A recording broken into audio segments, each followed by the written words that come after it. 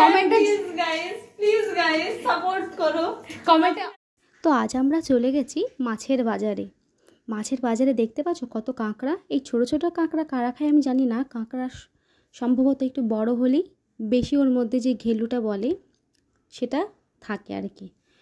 তো এখানে ইলিশে ছড়াছড়ি, তো ইলিশ মাছ কেনার মতো আমাদের এই মুহূর্তে সম্ভব নয়, সেই জন্য আমরা এখানে কাটা রুই নিয়ে এসেছি, সঙ্গে কিন্তু নিয়ে এসেছি এখানে মাছের তেলও। আর দিদি এখানে ধুচ্ছে।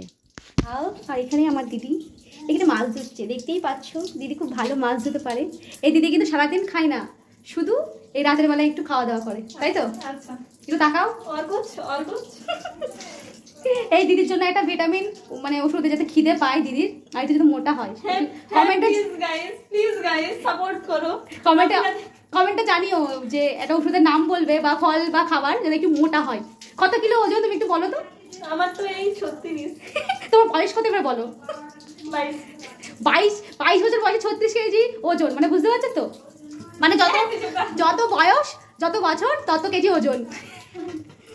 ভাগ দেবো এখান থেকে। এখানে তো মাছ ভাজতে দেওয়া হয়ে গেছে, আর এদিকে ভাত রান্না হচ্ছে। এখানে আলু টালু দেওয়া হবে, সেই জন্য তো অলরেডি সব কিছু রেডি হয়ে গেছে। মাছের কষাটা এত টেস্টি হয়েছিল, আর এই যে মাছের তেলটা দিয়ে ভাত খেতে বেশ ভালোই লাগলো।